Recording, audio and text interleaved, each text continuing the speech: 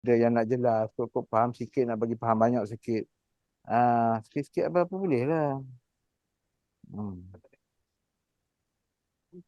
Nanti kita tengok lagi. InsyaAllah. Ya. Perbuatan kita, perbuatan kita tu. Ya. Kita bukan saya pernah rasa. Kita sentiasa melakukan Allah Ta'ala tu saja. Apa saja. Mana je? Maksudnya kita ada sandaran, kita ada tauhid. Pasal perkataan orang beriman, dia mesti kembali pada Allah. Inna lillahi wa inna ilaihi raji'un. Dia berpersandar pada Allah, insya-Allah aku boleh. Perkataan dia pun mengikut sunnah Nabi kan. Contoh kita kata nak keluar orang berdoa. Semua kita balik kepada Allah Taala. Tak adalah kita jadi orang kafir kan. Tak ingat apa mengkaji ilmu pun. This is nature, this is science. Dia putus dengan Allah. Bila seorang putus dengan Allah, kita tengok orang kafir seorang.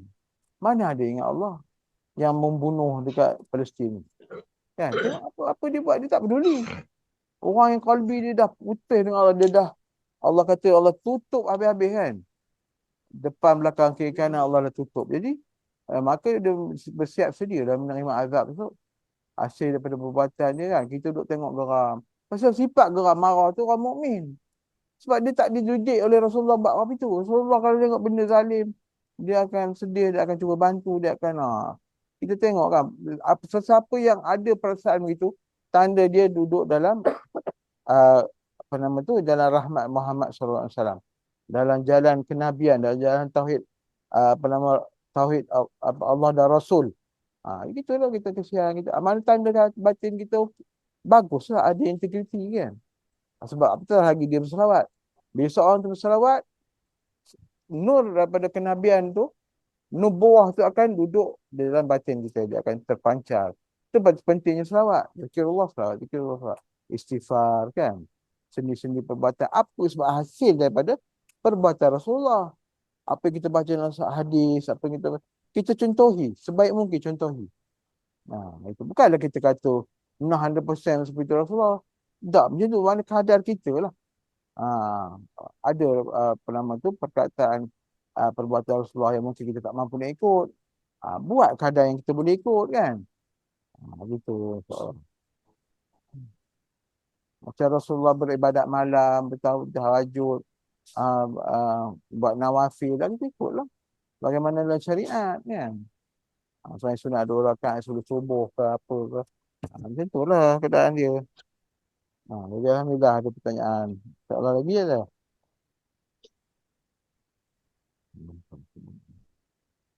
Assalamualaikum Ustaz. Ada. InsyaAllah jadi. Dari online Cikgu Fazrul. Tak ada pertanyaan lain ya? Ustaz, nak tanya Ustaz.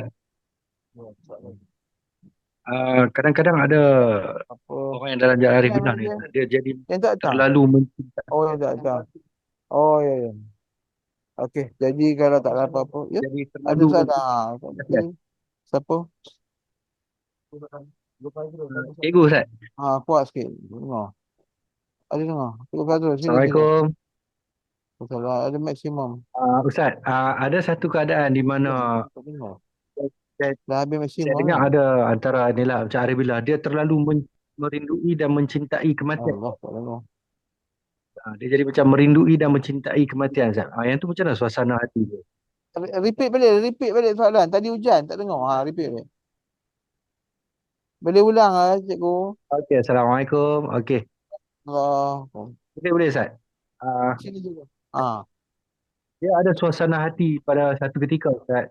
Dia jadi merindui kematian. Nak mati sangat rasa. Tak, pasal seolah-olah merindui kematian sebab nak berjumpa dengan Allah. Yang tu macam mana suasana hati tu Ustaz? Boleh Ustaz bagi penerangan sikit Ustaz? Baik, terima kasih cikgu. Jadi dia sebut orang yang merasai automatically kerinduan kepada kematian adalah kerana hasil daripada step pengkajian Kafiat 10 tu kan ada menyingati kematian sebentar, kemudian merasai kita kembali ke alam barzah, merasai. Jadi yang dikatakan itu adalah bentuk al-hal. Mana al-hal tu Allah dah campakkan warid al-hal ni. Mana al-hal ni dia berbolak-balik. Ada satu hari kita akan lenyap perasaan tu. Sebab Allah nak bagi rasa bahawa kematian itu bukan satu bentuk kematian yang kita, hakikatnya kita nampak, orang dah kambur jasad kita, jadi pocong, balik kiblat, kambur, berbunuh insan. Bukan. Hakikat sebenar kematian adalah, kata Rasulullah, mati itu satu istirahat, dan sesungguhnya dunia ini penjara. Apabila ia mati, maka ia bebas. Maknanya dia akan kembali kepada Allah dalam pertemuan yang sejahtera. Maknanya tu pasal kalau kita tengok orang-orang yang beriman, yang hidup dia okey, bila mati tu dia akan dalam, dia bagaimana dia punya roh tu keluar, keadaan roh dia gembira waktu tu, jasad dia akan terukir apa yang dalam roh dia. Kalau dia tengok sesuatu yang baik, dia akan senyum. Itu tak disengajakan sebenarnya. Macam orang kata, terkejut, kita melatah, apa yang kita ingat itu yang keluar. Begitu juga orang dalam kematian. Orang yang kembali, kalau beriman hidup dia, tak ada buat syirik, kemudian dia selalu minta ampun. Besok dengan rahmat Allah, dia mati itu, dia akan terukir perasaan muka dia bercahaya. Apatah lagi para syuhada yang terbunuh dekat zaman Zionis sana, udah wangi. Boleh pula pegang, ambil bau. Pahalnya dia apa, mungkin tak mandi berapa lama. Kan? Tak ada air. Apa yang menyebabkan wangian tu? Jadi di situlah terbit bagi al-hal bagi orang jalan sufi Aribillah ni. Kerinduan. Pasal dia nak nampak hakikat. Mati ni bukan satu benda yang tabu. Kalau orang kafir takut. Sebab apa orang kafir dalam satu sirah menyebut mereka ni mati dalam penyesalan. Sedangkan orang mukmin mati dalam kegembiraan. Jadi soalan masalahnya bila kita tengok kematian ini, yang sama teman lah masa budak-budak, saya tengok kerana kambuh, ya Allah, lemah dah apa. Kita rasa dia hidup dalam tu, kerana kena bangun. Dalam ada cerita bangun soal kubur tu dalam bentuk rohani. Bukan dia bangun tegak segala kena dia lahat kepala ni. Banyak kali fikir budak-budak lah kan. Pelik-pelik kita fikir tu. Jadi tak ada isu tu. Yang berlaku kadang-kadang nampak benda tak elok, sebenarnya qarin dia. Itu cerita lain lah, bermasalah. Hidup di satu syirikan yang dia roh dia dah diletak oleh Allah sama ada al-sijin, tempat yang dipenjarakan, dan iliyin, tempat dibebaskan. Diberi satu tempat taman daripada taman syurga. Kan? Bebas.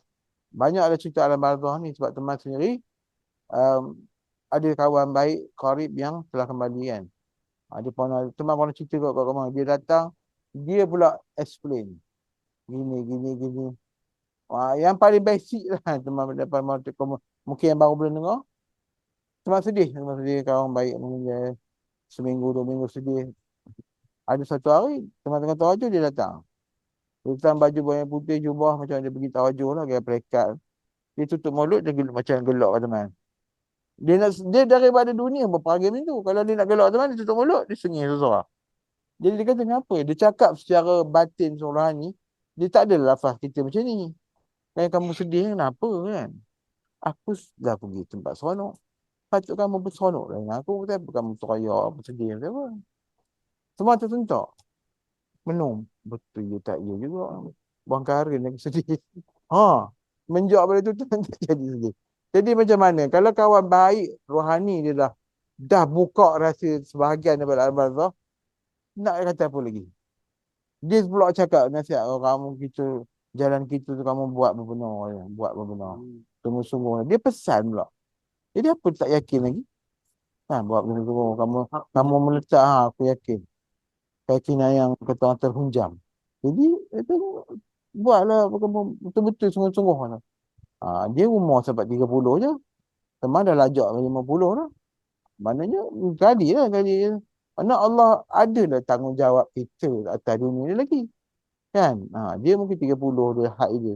Cukup kan? Jadi kita, betul tak payahlah sedih-sedih. Mungkin sedih pasal perpisahan. Perpisahan jasad. Tak dapat nak raba, tak dapat nak cuik, tak dapat nak picit hidung apa semua. Kan? Pasal itu je. Tapi siapa yang memahami jalan rohani, dia tak terputus pun kata dia ada ibu kat sana. Tak terputus pun. Paling minimum dia doa. Allahumma fili wali walidayya. Itu minimum hari-hari berdoa. Itu masalahnya hari Al-Fatihah doa, kita tunggu mak kita lebuh dulu. Dalam kita ada mak bapak atas dunia ni, bagi orang yang arif billah, barang siapa tak doa sehari dalam hidup dia, bapak dia dah anak derhaka. Itu fatwa orang ahli sufi. Tak kami terima. Bagi orang kamak mungkin tak. Bagi kita yang sungguh-sungguh jazam, aku yakin, siapa yang tak doa dalam satu waktu, dia kira anak derhaka. Ini dah kita tahu sama bapak tu bila kita doa. Tahun sudah mak. Orang dah rasa begitu. Semayang raya doa. Lagi tu. Jaga. Tengah hidup dah kita doa, kita tengah hidup dah ni.